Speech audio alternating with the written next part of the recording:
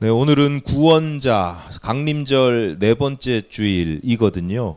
그래서 우리가 2000년 전에 예수께서 이 땅에 어떤 모습으로 오셨으며 우리가 어떤 예수를 기다려야 되는가, 다시 재림하실 예수를 어떤 모습으로 기다려야 하는가라고 하는 주제로 네 가지를 말씀을 드리는데, 오늘이 네 번째입니다. 구원자입니다. 방송인 김재동 씨가 들려주는 자기 어린 시절 이야기예요. 아마도 어렸을 때 아버지가 일찍 돌아가신 모양입니다. 그래서 친구들이 아버지 없는 자식이라고 너 아버지 없잖아 뭐 이렇게 놀릴 때가 있었나 봐요. 그러면은 주눅 들지 않고 따졌답니다. 야, 아버지 없는 게 내 잘못이냐? 그러면 이제 친구니까 아니 네 잘못은 아니지. 그럼 됐다. 그리고 이제 같이 그냥 놀았대요. 친구들이랑 잘 놀았다고 해요. 근데 그렇다고 해서 아버지의 부재로 인한 어떤 결핍, 상처 뭐 이런 것들이 없었을까? 친구들이 다 아버지가 없으면 상관이 없지만 다른 친구들은 아버지가 있기 때문에 누리는 것들이 있고 자기는 그런 걸 못 누릴 때 오는 여러 가지 묘한, 내가 잘못한 건 아닌데 뭐 그렇다고 막 불행하다 이런 것까지는 가지 않더라도 묘한 감정들이 있잖아요. 10살 때 정도로 기억하는 어느 겨울이었답니다. 논이나 강에서 썰매를 타고 놀아야 되는데 이 김재동 씨는 위로 누나만 5명이고 아버지가 안 계셔요. 그러니까 10살짜리 꼬마 아이에게 썰매를 만들어줄 사람이 없는 거예요. 아버지나 형이 있는 친구들은 잘 만들어진 썰매를 타고 강에서 노는데 자기는 그게 만들어줄 사람이 없으니까 자기가 직접 썰매를 만들었다는 거죠. 썰매를 막 철사를 펴가지고 이렇게 만들었는데 10살짜리니까 이게 뭐 제대로 다루지도 못하고 제대로 되지가 않아요. 썰매를 만들어도 이게 앞으로 나아가질 않더래요. 그래서 그거를 우리 옛날에 뒤안이라 그래요. 뒷곁에다가 뒤안이 비표준어랍니다. 뒷곁에다가 이렇게 탁 그냥 소용 없으니까 내팽개쳐 놓고 이제 그리고는 이제 친구들이 놀자 그러면 뭐라 그래요? 썰매가 없어서 못타 이렇게 얘기 못하죠. 난 썰매 타는 거 안 좋아해. 이제 그러고는 이제 집에서만 누나들이 많으니까 누나들 화장품 찍어 바르면서 이제 그러고 놀았다는 거예요. 어느 날 자기 제일 큰 누나, 맞이 큰 누나의 매형이 집에 놀러 왔는데 이분이 이제 전라도 출신이래요. 같이 밥을 먹고 이제 그 매형이 집을 이렇게 쑥 둘러본 모양이에요. 그러다가 이제 뒷곁에 있는 그 썰매, 어린 제동이가 내팽개쳐 놓은 썰매를 본 모양이에요. 그래서 그 매형이 어린 김재동을 불러서 이렇게 이야기를 했답니다. 처남 철사사와야, 이렇게 전라도 사투리가 붙어가지고 처남 철사사와, 이걸 이제 전라도 사투리로 처남 철사사와야 이렇게 했대요. 10살 어린 나이였지만 그 말이 무슨 뜻인지를 단박에 알아차렸을 뿐만 아니라 그 10살 때부터 지금까지 자기가 평생 동안 들어온 가장 감동스러운 표현, 감동스러운 구절이, 절대 잊지 못할 구절이 한 마디가 이거라는 거예요. 처남 철사사와야. 맞나요? 죄송해요. 제가 어리숙하게 해가지고 좀 그럴듯하게 하고 싶은데 표현을. 우리도 살아가면서 그런 경험들이 있습니다. 누군가가 내 문제 가지고 구구절절히 설명하고 위로하고 조언을 해줘 봐야 도움이 안 될 때가 있어요. 안 그래도 골치 아파 죽겠는데, 그 문제 때문에 골치 아파 죽겠는데 뭐 뻔한 이야기 들어봐야 뭐 잔소리죠. 하나마나한 소리 하는 거고 들으나마나한 소리 듣는 겁니다. 이미 다 나라고 고민 안 해봤겠냐, 다 시도해보고 이 모양 저 모양으로 시도해봤는데 왜 그러냐라고 물어보면 뭐 입만 아프죠. 뭐 또 이 사람한테 이렇게 얘기했다, 저런 사람한테 저렇게 얘기했다, 입만 아파요. 그렇다고 싫은 내색도 못하고 관심 가져주니까 고맙다 이렇게 생각을 하는데, 또 역설적으로 보면 또 누군가가 물어볼 때 제가 딴 거 왜 물어보냐고, 귀찮다고 싫은 내색을 할 수 있는 관계면 그나마 어떻게 보면 좋은 관계죠. 뭐 그렇게 할 수 있는 관계가 주로 이제 부모, 자식 뭐 이런 사람들이잖아요.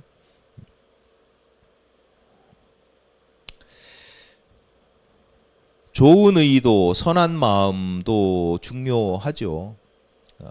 목사의 가치관으로 보면 가장 중요한 게 그겁니다. 어떤 능력, 문제를 해결해 줄 수 있는 능력보다는 같이 문제를 가지고 아파하고 또 위로하고 또 어떻게 뭐 그렇게 도와주려고 하는, 관심을 가져주는 선한 마음, 선한 의도, 좋은 의도가 제가 볼 때는 가장 중요해요. 그런데 저도 그렇지만 마음은 있지만 그 문제를 해결하지 못하면 그 마음이라는 게 참 공허할 때가 있잖아요. 어떤 생각이나 마음이나 뭐 그런 의지가 공허하고 뭐 그냥 무용지물이죠. 내가 누군가의 문제를 같이 아파하고 힘들어하고 공감하고 하는 것 자체가 나쁜 건 아니에요. 선한 거죠. 그렇지만 대부분의 사람들이 가지고 있는 한계들이 있다. 매형은 버려진 썰매를 보면서 김제동, 어린 제동이에게 야, 여기 왜 썰매가 버려져 있느냐 이렇게 묻지 않죠. 왜? 묻지 않아도 뻔히, 구체적인 사정은 모르겠지만 묻지 않아도 뻔히 보이는 게 있잖아요. 느낄 수가 있잖아요. 친구들과 함께 놀지 못해서 외롭겠구나, 마음이 아프겠구나 위로하지도 않습니다. 묻고 확인하고 약속하는 말보다 중요한 것은 썰매를 만들어주는 거죠. 근본적인 문제를 해결해 주는 것입니다. 가능하다면 말이죠. 그 말을 들은 제동이가 철사를 사러 철물점으로 막 뛰어갔대요. 자기 인생에 그때처럼 빠르게 달려본 적이 없답니다. 아직 썰매가 만들어진 것도 아니잖아요. 심지어 생각해 보세요. 저 같으면 아마 그런 마음도 있었을 거예요. 저같이 의심이 많은 사람들은 썰매를 만들어 준다고 안 했어요. 지금 그냥 철사 사오라고 했어요. 집에 철사가 필요한 일들이, 다른 일들이 있을 수 있잖아요. 그런 경험들 없으신가요? 저거 어렸을 때는 집에 덕장을 만들면 그 덕장에 있는 세우는 나무, 걸치는 나무를 연결하려면 반도라고 해가지고 철사로 이렇게 막 묶어서 해서, 저희 집에는 항상 철사가 있었거든요. 굵은 철사가. 이렇게 어릴 때 구급 부러뜨리기도 어려워. 철사 사러 철물점에 자주 갔었어요. 아버지는 한 번도 저에게 썰매를 만들어 주신 적이 없습니다. 썰매 만들어 주겠다는 얘기도 안 했고 그냥 철사 사와 했는데 이미 내가 썰매를 가지고 있는 것처럼 그렇게 기뻤답니다. 썰매뿐만 아니라 그 달려갈 때 온 세상을 다 가진 것 같았대요. 매형은 썰매 정도는 쉽게 만들 수 있는 분이고 만들어 주실 만한 분이라는 걸 알고 있었고 믿고 있었기 때문이에요. 지금 썰매가 내 눈앞에 있는 것도 아니지만 그 매형이 그때 그 거제도의 조선소에서 배 만드는 일을 하고 계셨대요. 그러니까 뭐 철사로 뭐 만드는 건 우습게 만드는 거죠. 아니나 다를까 철사를 사왔더니 매형이 철사를 2개나 만들어줬대요. 이렇게 가부좌를 틀고 이제 앉아서 타는 그 양날 썰매. 제가 철사를 2개 만들어줬다 그랬나요? 예, 썰매를 2개를 만들어줬는데 하나는 양날 썰매, 하나는 이제 쪼그리고 앉거나 무릎 꿇고 앉아가지고 이렇게 빨리 팍 갈 수 있는 외날 썰매 2개를 만들어줬대요. 어린 시절에 지금 생각해 보면 하나는 고급 세단 승용차고 하나는 스포츠카였다는 거예요. 친구들한테 나 썰매 안 좋아해, 썰매 타는 거 안 좋아했다라고 얘기한 건 이제 소용없어요. 너 왜 그런 얘기했어? 뭐 상관없어요. 이제 그 들고 이제 나가서 실컷 얼굴이 빨개져라. 이제 동상이 걸릴 정도로 노는 거죠. 처남 철사사와야. 여러분은 인생에서 인생에서 들었던 가장 감동적인 표현은 여러분에게 무엇입니까? 어떤 말뿐만이 아니라 어떤 행동, 누군가 나에게 한 행동 또는 어떤 내가 경험했던 사건 중에 가장 감동적이었던 순간은 언제이고 무엇입니까? 감동적인 순간에 대한 기억은 있습니까? 있다면 지금으로부터 언제적입니까? 그리고 내가 왜 그때 그렇게 그 말에 또 그 일에 감동을 받았습니까? 오늘 우리가 읽은 본문이 포함된 마태복음은 아주 쉽게 표현해서 유대인들을 위한 복음서입니다. 신약 성경에 복음서가 4개나 되잖아요. 이 외에도 뭐 위경이라고 하는 또 다른 복음서들도 있어요. 어쨌거나 우리가 성경으로 인정하는 복음서가 4개나 돼요. 그 각각의 차이들이 있는데 그 특징 중에 하나가 마태복음은 마태복음은 누구를 염두에 두고 쓰여졌냐면 정통 유대인들은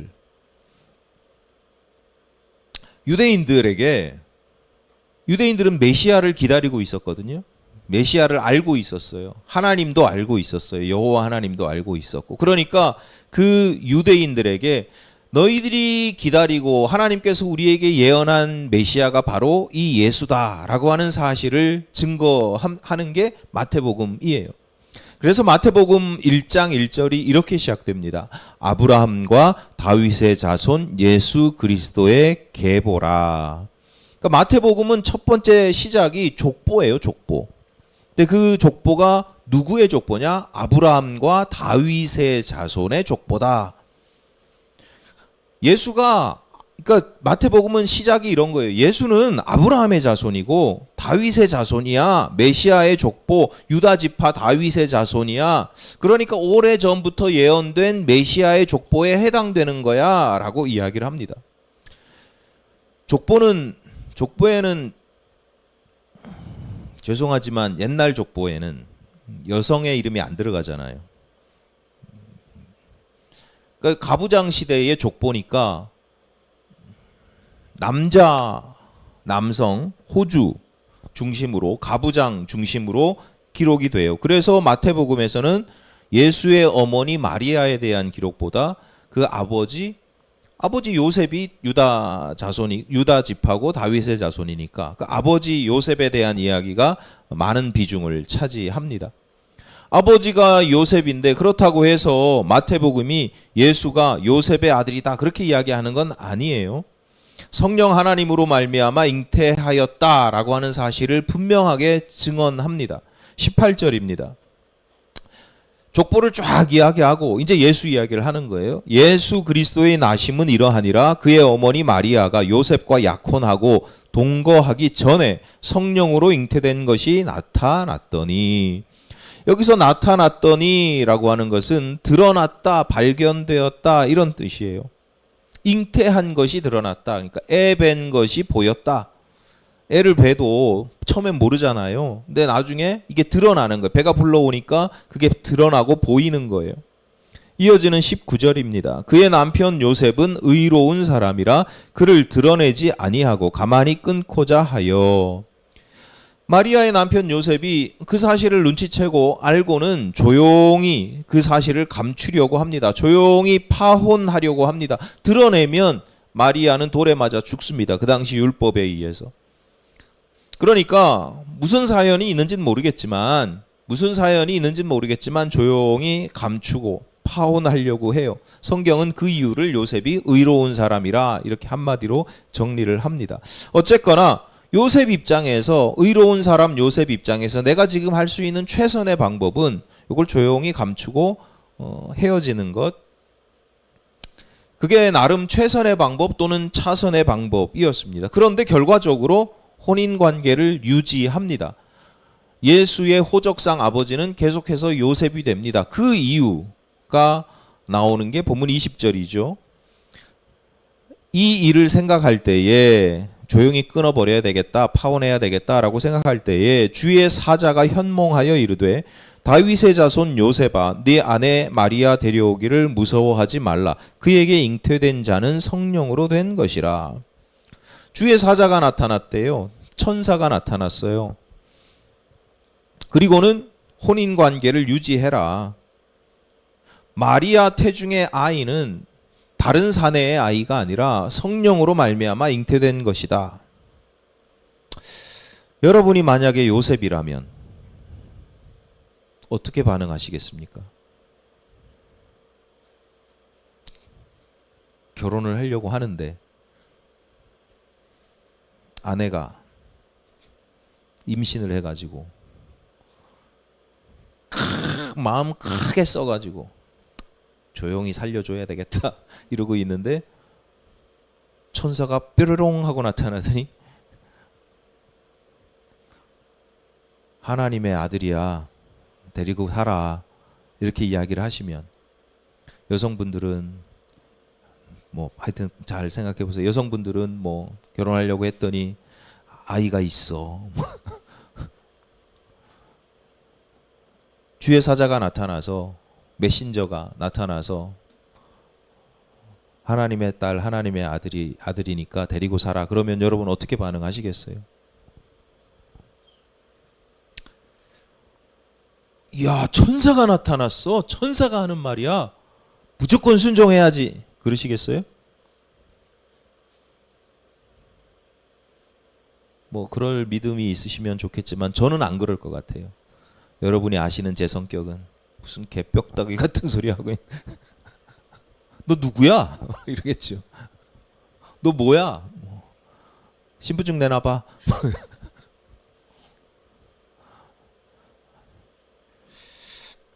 오늘 설교 주제가 아니라서 짧게 넘어가지만 한 가지만 여러분 기억하실 게 우리가 요셉의 선택, 요셉의 결단, 요셉의 믿음이라고 하는 게요.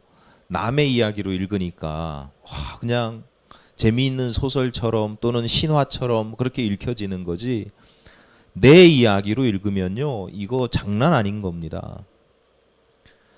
바른 선택을 한다, 좋은 믿음을 가진다라고 하는 것은요.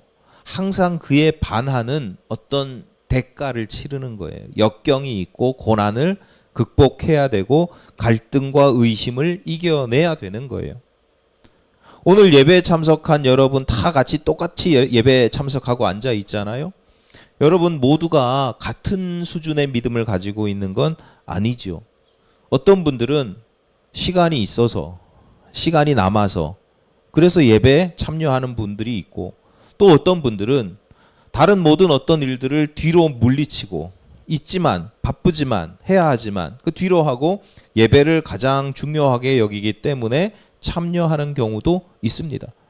똑같이 예배의 자리에 참여한다고 해서 우리의 모습에 똑같은 믿음은 우리의 모습에 보기에는 똑같은 모습이지만 똑같은 믿음은 아니라는 거예요. 더 좋은 믿음, 더 귀한 믿음은 무언가를 극복하고 이겨내는 그런 믿음이죠. 그러니까 여러분의 신앙생활이 요즘에 내가 신앙생활이 좀 편안하다 싶으면 좀 스스로를 의심해 볼 필요가 있습니다. 신앙생활이 편안한 게 어디 있어요? 신앙생활은 항상 투쟁이에요. 투쟁.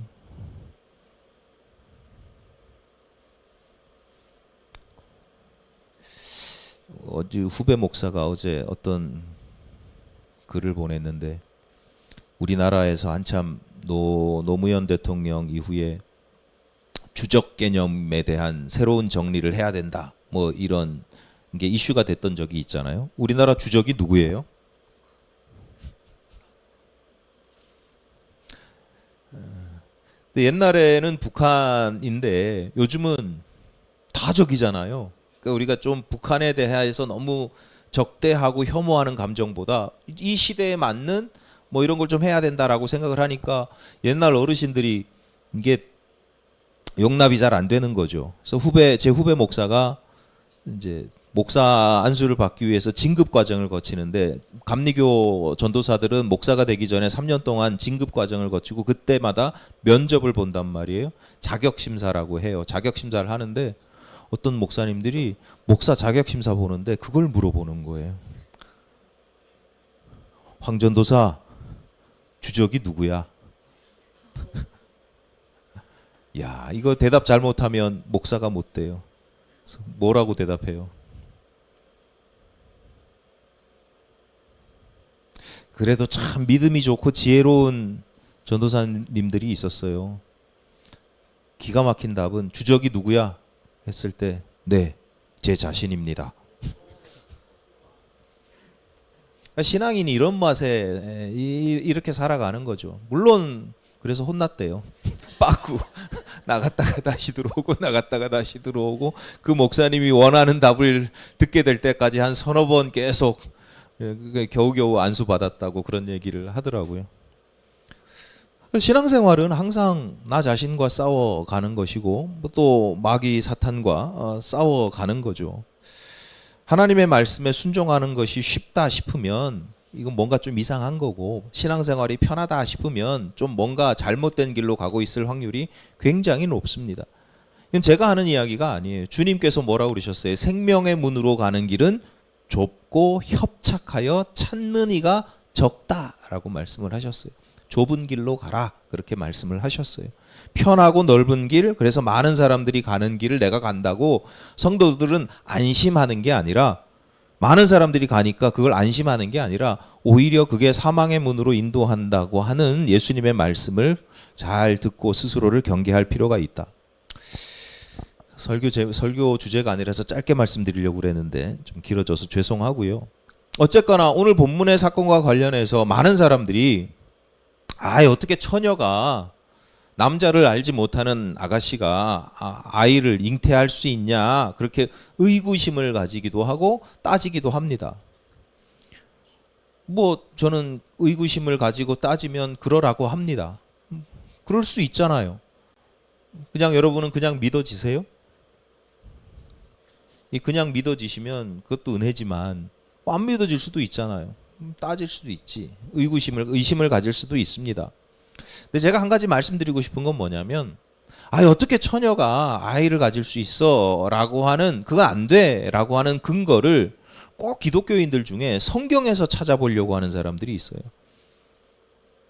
네, 하여튼 그런 게 있어요. 성경에서 어떤 구절은 어떻고 저쩌고, 구약에 예언된 처녀가 아이를 낳으리니 처녀는 그 처녀가 버진이 아니고 이렇게 분석하고 그렇게 설명하는 경우들이 있어요. 성경을 가지고 이런 거 내가 원하는 답을 찾으려고 이렇게 분석하는 게 굉장히 어리석은 일이에요. 쓸데없는 일이에요. 왜냐하면 성경은 그런 문제의식이 전혀 없거든요. 성경을 기록한 이 기록자는 우리가 생각하는 그런 문제의식이 전혀 없어요. 성경의 관심, 그래서 성경이 이 사건을 기록하고 있는 주제, 핵심 주제, 행간, 그 주제는 뭐냐면 도대체 왜 하나님께서 마리아로 하여금 성령으로 잉태하게 하셨냐는 거예요. 그러니까 같은 사건을 두고 이 마태복음의 기자가 궁금해하고 관심을 가지고 전하고자 하는 건 그 시대에도 이상한 일이잖아요. 말이 안 되는 일이잖아요. 도대체 그런 일이 왜 일어났냐는 거예요. 하나님 왜 그렇게 역사하시냐는 거예요. 요셉이 무슨 죄가 있어? 무고하고 의로운 사람, 이 정도면 의롭지요. 요셉이 다 율법에 따라서, 율법에 따라서라기보다 율법은 핑계로 삼고 내 약혼하고 정혼한 사람이 남의 애를 뱄다고 그러면은 분노가 치밀어 올라서 그거를 율법에 기대어서 돌에 쳐 죽이는, 그러지 않는 요셉이면 얼마나 착한 사람이에요. 무고하고 믿음이 좋은 의로운 사람이냐고요. 근데 그런 요셉을 힘들고 고통스럽게 하시면서까지 사자가 이야기했다고 아멘하고 되지 않잖아요. 아멘했다 하더라도 그 이후로 많은 시간들을 힘들고 어렵게 보냈을 거 아니에요. 그 요셉을 그렇게 힘들게 하시면서 믿음으로 결국 순종하게 하시면서 왜 이런 과정들, 이런 일들, 이상한 일이 벌어지게 하셨냐는 거예요. 그에 대한 해답, 그에 대한 대답, 메시지, 그리고 오늘 설교의 주제 중에 하나가 21절입니다. 함께 읽겠습니다. 시작. 아들을 낳으리니 이름을 예수라 하라. 이는 그가 자기 백성을 그들의 죄에서 구원할 자이심이라 하니라. 하나님께서 이 세상에 구원자를 보내셨다는 거예요. 그 이름이 예수인 이유예요.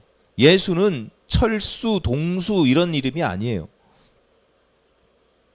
예수는 구약 시대에 등장하는 이름 중에 여호수아 또 호세아 이런 것하고 어원이 같아요. 구원한다 이런 뜻. 하나님이 우리를 구원하신다 이런 뜻이에요. 그게 신약 시대, 그러니까 예수님 시대에 이르러서 호세아, 여호수아 이런 이름들이 발음이 조금씩 바뀌면서 예수님 시대에 신약 시대에 예수아라는 이름이 돼요. 예수아. 그러니까 예수님만 예수아라는 이름을 갖는 게 아니고 여호수아, 호세아라는 이름이 많은 것처럼 우리가 영희, 철수 이런 이름이 많은 것처럼 그 시대에 예수아라고 하는 이름들이 많았어요. 그래서 그 우리가 믿는 이 예수를 구별하기 위해서 갈릴리 예수라고 이름을 붙이는 거예요. 앞에 지명을. 갈릴리에 살았던 예수. 갈릴리에도 많았겠죠. 예수라는 이름이 흔한 이름이니까. 성경 말고도 많이 나와요. 그러니까 갈릴리 예수와인 거죠. 근데 어쨌거나 그 이름이 구원을 뜻한다는 거예요. 성령 하나님께서 정해주신 이름이에요. 이걸 이제 기록하느라고 그 당시에 기록하는 문자는 헬라어니까 헬라어로 예수아라고 하는 그 아람어를 음력을 하는 거예요. 뭐 펩시콜라 그러면 한자로 백사가락 이렇게 적어서 중국에서 백사가락 이렇게 적으면 펩시콜라랑 발음이 소리가 비슷하다고 그래요. 처음 들어보셔요? 코카콜라도 그 뭐 구가 뭐라 그래서 입이 즐거운 뭐 이렇게 해서 하는데 발음이 비슷해요. 그러니까 예수와도 그 그리스어로 이제 기록을 해야 되니까 소리 나는 대로 이렇게 기록하는데 그리스어 헬라어는 주격 명사 뒤에 항상 붙는 게 있어요. 시그마. 우리 요즘으로 치면 S. 그러니까 예수와 이렇게 해야 되는데 예수와 이렇게 하면 주어로 쓸 수가 없으니까 그리스어로 예수스 이렇게 변한 거예요. 예수스. 그래서 그리스어로는 예수스라고 해요. 그게 저기 미국으로 넘어가서 지저스 이렇게 되는 지저스. 그래서 가끔 좀 외국물 먹은 사람들이 교회에서 아우 지저스, 에이멘. 미국 사람들 이상한 사람들이에요. 지들이 세계에서 힘을 가지고 있으니까 지들 마음대로 이름을 붙여. 삼성도 샘숭, 용센. 그 나라대로 해야지. BMW는 BMW 무슨 BMW? BMW는 독일 차잖아요. 벤베 해야 돼. 벤베. 근데 지들이 보기에는 알파벳 BMW 자기들이 그거니까 BMW라고 불러요. 우리도 그게 옳은 줄 알아. 지저스라 그러면 제대로 된 줄 알아. 좀 똑똑히 아셔야 돼요. 오히려 우리가 쓰는 예수, 아멘 이게 더 원 발음에 훨씬 가까워요. 제가 왜 이런 얘기를 하는지 모르겠는데. 어쨌거나 하나님께서 예수를 보내신 이유가 있대요. 굳이 동정녀 마리아를 통해서 나게 하시는 이유가 있대요. 그 중에 하나 대표적인 게 뭐냐? 우리를 구원하시기 위해서라고 하는 거예요. 그래서 오늘 설교 제목이 구원자예요. 예수는 2000년 전에 우리에게 어떤 분으로 오셨냐면 구원자로 오셨어요. 앞으로 우리에게 어떤 분으로 오시냐면 우리를 구원하는 분으로 오셔요.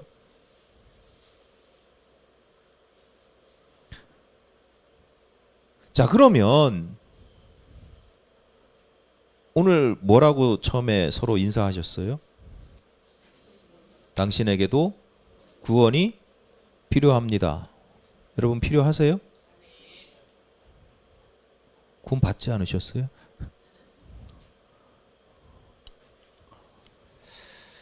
자, 2000년 전에 이 땅에 오신 예수, 그리고 다시 구원자로 오실 예수께서 우리를 그러면 어떻게 구원하시는가? 당신에게도 구원이 필요하다. 왜? 난 구원 받았는데? 여러분에게 구원이라는 게 뭐예요? 옛날에 뭐 어렸을 때는 10원에서 1원 빼면 구원이다. 뭐 옛날에 교회 우리 화폐 개혁하기 전에 뭐 이럴 때 돈 화폐 단위가 낮을 때는 교회 가서 10원 내고 구원 받는다고. 교회 현금 10원 하고 구원 받는다고 손해라고 뭐 그런 농담도 하고 그랬었는데, 여러분에게 구원이라는 게 뭐예요? 여러분에게가 아니라 구원이라는 게 도대체 뭐예요? 오늘날 많은 성도들이 구원이라는 걸 너무 단순하게 생각하는 경향이 있어요. 내가 죽어서 천국 가는 거, 또는 그러니까 지옥에 떨어지지 않고 지옥불에 떨어지지 않고 죽었을 때 내가 천국 가는 걸 구원이라고 생각을 하거나, 또는 내가 나중에 죽었을 때 천국 갈 수 있는 자격을 얻는 것을 구원이라고 생각을 해요. 전혀 틀린 말은 아니지만 이것은 구원이라고 하는 의미를 매우 협소하게 이해하는 방식이에요. 그러니까 신앙생활을 처음 시작하는 초신자는 그럴 수 있어. 초신자는 내가 이제 신앙생활 처음 시작할 때는 내가 천국 가려고 교회 다녀요. 예수 믿어요. 내가 지옥에 안 떨어지려고 그래서 그 구원 받으려고 나는, 또는 내가 교회 다녀서 예수 믿어서 그 구원을 얻었어요 라고 초신자들은 그렇게 생각할 수 있어요. 하지만 신앙생활을 수십 년을 해오셨고 여러분 뭐 평생도 해오셨잖아요. 여러분에게 구원이라는 게 이렇게 단순하게 끝나면 안 됩니다. 단순하게 이해하고 끝나면 안 돼요. 이건 마치 어떤 수준이냐면 어린아이들이 이제 막 우리 유리, 준이 이런 애들이 덧셈 뺄셈 손가락 가지고 나이 세고 뭐 이런 수준이에요. 구원을 그 정도로만 이해한다 그러면. 그 정도의 구원은 신앙생활 1년하고 2년하고 지나가야 돼요. 그걸 포함하지만 숫자 3 더하기 5는 8 이거 틀린 게 아니잖아요. 본문 21절을 다시 봅니다. 함께 읽겠습니다. 시작. 아들을 낳으리니 이름을 예수라 하라. 이는 그가 자기 백성을 그들의 죄에서 구원할 자이심이라 하니라. 자, 예수께서 자기 백성을 무엇에서 구원하셔요? 그들의 죄에서 구원한다는 거예요. 자, 여기서 또 착오가 있죠. 착각이 있죠. 많은 사람들이 생각하는 죄는 뭐예요? 뭐 범죄, 강도, 살인, 절도, 방화, 뭐 그런 범죄를 생각하기 쉬운데, 여기서 죄라고 하는 건, 그들의 죄라고 하는 건 그런 뜻이 아니에요. 다른 말로 표현할 수가 없어서 죄, 또는 상징적인 표현으로 그 당시에 이게 통용되던 표현이었기 때문에, 종교적인 비유이자 표현이기 때문에 죄라는 단어가 쓰여지지만, 이 원래 그 뜻은, 의미는 잘못된 걸 의미해요. 잘못된 것. 그러니까 잘못된 것, 바르지 않은 것. 그러니까 예를 들어서 우리가 생각하는 죄는 누군가에게 피해를 입히는 게 죄잖아요. 그런데 여기서 죄는 누군가가 피해를 입지 않아도 하나님께서 싫어하시면, 하나님께서 미워하시면, 하나님께서 그거 옳지 않아 라고 하시면 그게 죄인 거예요. 그러니까 예수께서 말씀을 하시는 거죠. 야, 율법에 누구를 간음하면 그러면 죄라고 했지, 너희들 마음에 음욕을 품으면 그게 간음하는 죄야 라고 말씀하시는 게 그런 뜻이에요. 도둑질을 해야 죄가 아니라, 누구를 때려야 죄가 아니라, 누구를 미워하면 그러면 죄지. 누군가에게 손해를 입히지 않았지만 내 마음의 상태가 하나님께 기쁨이 안 돼요. 하나님이 마음이 아파요. 이런 것만이 아니에요. 비정상적인 상태, 무질서한 상태, 하여튼 옳지 않은 것, 틀린 것, 바르지 않은 것. 그렇기 때문에 예수께서 병든 환자를 고쳐주시면서 뭐라고 그래요? 때때로 너 왜 나았냐면 네 믿음이 너를 구원하였다, 이렇게 이야기를 해요. 병든 환자를 고쳐주고 나서 하시는 말씀이 네 믿음이 너를 구원한 거야. 내가 아니고 네 믿음이 너를 구원했어 라고 표현을 해요. 그러면 옛날에는 이 사람이 병도 고침을 받고 예수를 믿어서 천국도 가겠구나 이렇게 생각을 했는데, 그게 아니고 내 믿음이 너를 구원하였다라고 하는 건 네 믿음이 이 병에서 너를 구원시켰어, 해방시켰어. 무슨 얘기? 이 병이 든 상태는 정상적인 상태가 아니고 온전한 상태가 아니고 비정상적인 문제가 있는 아름답지 못한 그런 상태예요. 그게 죄예요. 그게 죄. 그러니까 구원자 예수는 단지 우리가 죽었을 때 천국으로 인도하시는 분이라는 뜻만 있는 게 아니고 내 삶의 자리가 비정상적이고 무질서하잖아요. 그렇지 않아요? 하나님께서 싫어하시는 모습들, 하나님께서 아파하시는 모습들과 생각들, 뭐 그런 것들이 우리 안에 가득하잖아요. 이런 거를 바르게 고치시는 것, 그래서 우리를 온전케 하시는 것, 그게 구원이라는 거예요. 그러니까 2000년 전에 예수께서 이 땅에 오셔서 우리와 함께 계시면서 제자를 삼으시고 교회를 세우신 이유이지요. 단지 그냥 딱 끄집어가지고 천국으로 올릴 거면 굳이 내려오실 필요가 없고 제자들과 함께 지내실 필요도 없고 교회를 세우시고 제자 삼으실 필요도 없는 거예요. 이 땅의 백성들, 땅의 사람들과 함께 하시면서 그들을 새롭게 하시려고 오셨어요. 그냥 단지 지옥이 아닌 천당으로 입장권 표 나눠줄 그게 아니고 23절입니다. 보라 처녀가 잉태하여 아들을 낳을 것이요 그의 이름은 임마누엘이라 하리라 하셨으니 이를 번역한즉 하나님이 우리와 함께 계시도다 함이라. 그래서 하나님은 그냥 왔다 가시는 분이 아니라 우리와 함께 계시다는 거예요. 그래야 내가 새로워지니까. 함께 계셔야. 서두에 방송인 김재동 씨의 이야기를 말씀을 드렸습니다. 참 감동적인 이야기입니다. 그런데 저는 그 이야기를 들으면서 매형이 김재동 씨에게 처남 철사사와야 라고 이야기하는 그 순간이 저는 그 이야기를 듣는데 야 이게 구원의 순간이다. 구원이라고 하는 게 단지 어떤 결핍을 그게 어떤 결핍을 채워주거나 뭐 풍요를 경험하는 순간이 아니고 애써 나는 아닌 척하지만 마음에 깊은 상처가 있잖아요. 상처 같지도 않은 상처예요. 김재동이 그러잖아요. 스스로를 나는 내가 내가 잘못한 게 아니지 않냐 아버지 없는 게 애써 자신의 아픔을 감추고 있지만 그 감춘다고 없는 게 아니잖아요. 아프고 서럽고 외롭고 그래서 친구들이 강에서 썰매 타고 놀자고 하는데 나 마땅한 썰매가 없어. 너 썰매 좀 빌려줄래? 이렇게 이야기도 못해요.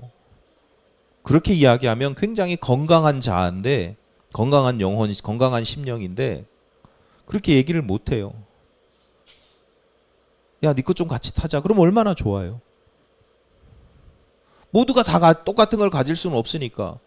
전 지금도 그런 친구들이 부러워요. 이렇게 뭘 얻어 쓰는 걸 굉장히 자연스럽게 당당하게 하는 친구들이 굉장히 부럽거든요. 여러분 그런 편이세요? 아니 뻔뻔한 친구들도 있는데 당당한 친구들이 있다니까요. 다른 목사님들한테 막 얻었으면서 뭐 저 목사가 가지고 있는 게 뭐 지 거야 하나님 거지 뭐 이러면서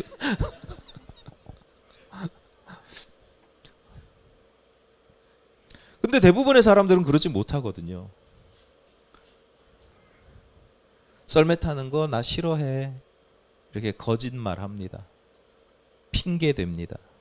문제 앞에서 도망쳐 버립니다.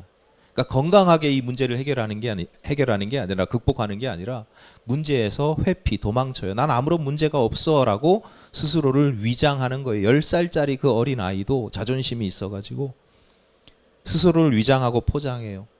그렇다고 아픔이나 상처가 사라지는 건 아니다. 문제는 여전히 남아있다.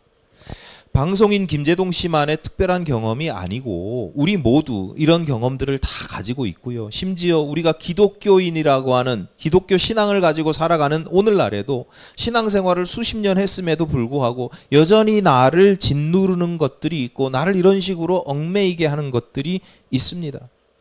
그래서 종종 내가 감추고는 있지만 열등감을 느끼기도 하고 시기 질투하기도 하죠. 아우 제발 좀 이렇게 남 흉보는 얘기 좀 안 했으면 좋겠어요. 야 가끔 카페에서 가서 보면 막 여자 넷이 앉아가지고 막 누구 흉을 보다가 한 사람 나가면 또 그 사람 흉 보고 또 나가면 또 돌아서 서로 다 알면서 왜?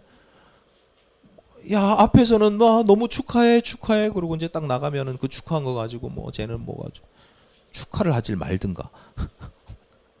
네, 그게 마음에 다 이게 무슨 범죄로서의 죄가 아니라 마음이 다 상처가 있는 거 스스로가. 종종 우리가 열등감을 느끼는 이유도 그런 거고 전혀 엉뚱한 상황에서 짜증을 내기도 하잖아요. 짜증을 낼 만한 상황이 아닌데 짜증이 이미 내 안에 이만큼 차 있으니까 우울, 분노, 불안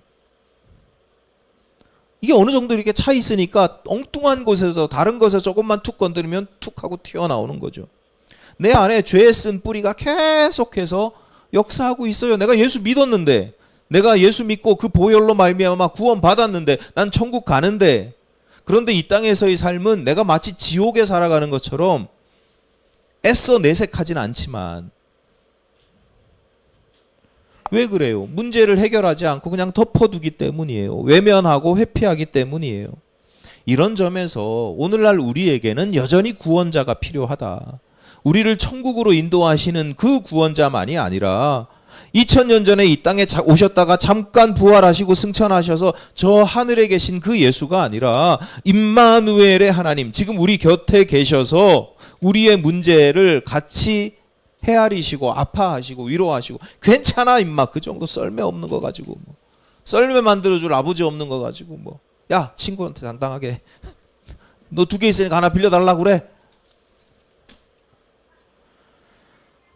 우리를 결국은 새롭게 하시는 나를 변화시키고 건강하게 하시는 그 하나님 우리와 함께 하시는 하나님 그 구원자가 우리에게는 여전히 필요하다라고 하는 거예요. 불의한 우리를 정의롭게 하시고 상처 입고 아파하는 우리를 치유하시고 더럽고 추하기가 한량없는 우리를 깨끗하게 하시고 죄와 허물로 가득 찬 우리를 새롭게 하시는 분. 이런 점에서 우리의 구원은 오래전에 예수를 구주로 믿기로 고백하는 그 순간에만 일어나는 게 아니라 매일매일 매 순간순간 우리는 구원을 경험할 수 있고 경험을 해야 된다. 예를 들어서 내가 열등감에 사로잡힐 때가 있어요. 아무것도 아닌데 자괴감에 물들고 도대체 인생이라는 게 뭔지 도무지 이해할 수 없을 때가 있죠. 구체적인 사례를 말씀드리진 않겠습니다만 내가 도대체 뭐지? 나 이것밖에 안 되나? 그런데 기독교인들은 말씀을 읽고 기도하는 가운데 하나님의 음성을 듣잖아요. 하나님께서 나를 사랑하신다고, 나의 딸이라고, 나의 아들이라고 존귀하게 여긴다고 하는 사실을 지식적으로 듣는 게 아니라 마음으로 기도하는 가운데 말씀을 듣는데 마음으로 쫙 느껴지잖아요. 지금까지 살아온 내 인생이 정말 그냥 실수투성인데도 그게 얼마나 소중한 인생이고 존귀한 인생인지 앞으로 살아갈 남은 인생이 얼마나 아름다운지 깨닫게 하신단 말이죠. 그래서 갑자기 행복해져요. 살아갈 힘이 생겨요. 이런 감동적인 순간들을 우리가 얼마나 자주 경험하시는가. 주님과 더 가까워지고 더욱 거룩해지고 더욱 새로워지는 경험을 하고는 계시는가. 어제 무슨 태국에 내년 2월에 태국에 비전 트립 가는 것 때문에 잠깐 준비 모임을 가지는데 그 준비 모임을 진행하는 청년 중에 하나가 33살 목사님 아들인데 33살짜리 목사님 아들인데 와서 아이들한테 청소년 학생들한테 솔직하게 얘기를 하더라고. 자기가 33년 동안 한 교회만 다녔다고. 다른 교회를 다녀볼 시간이 없고 근데 33년 동안 똑같은 일을 반복하다 보니까 신앙생활이 뭔지 내가 구원을 받았는지 뭐 이런 의심 뭐 좀 권태감도 들고 뭐 이런다고. 솔직히 고백해 주니까 참 고맙더라고요. 그런 고백이 있다는 건 거기서 내가 다시 구원의 경험들을 하기를 원한다는 거잖아요. 우리는 근데 많은 사람들은 그냥 내가 권태를 느끼는지 그냥 습관적으로 그냥 교회 다니고 뭐 이런단 말이죠. 여러분 날마다 구원의 감동, 감격을 누리시기를 바랍니다. 돈, 건강, 지식, 경험, 인맥, 권력 이런 것들이 나를 문제에서 해방시키지 못합니다. 썰매 비슷한 것을 만들 수는 있겠죠. 그런데 그 썰매가 앞으로 그런 것들이 나의 썰매로 하여금 앞으로 나아가지는 못하게 합니다. 오직 예수만이 나의 구원자가 되십니다. 나를 힘들고 어렵게 하는 문제들 앞에서 기도하실 때마다 예수여 오셔서 나를 구원하소서 기도하시기 바랍니다. 겸손히 구원의 은총을 구하실 때마다 주님께서 여러분을 바르게 하시고 새롭게 하시고 온전케 하시는 역사가 나타나기를 간절히 바랍니다.